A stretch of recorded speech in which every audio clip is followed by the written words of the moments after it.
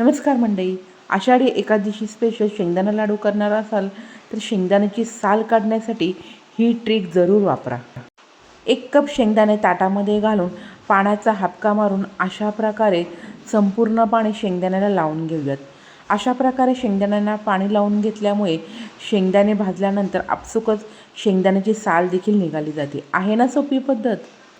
खमंग शेंगदाणे भाजल्यानंतर पूर्णपणे थंड करून कॉटनच्या कपड्यामध्ये घालून अशा प्रकारे छान चोळून घेऊयात. त्यामुळे शेंगदाण्याची साल आपसुकच निघाली जाते.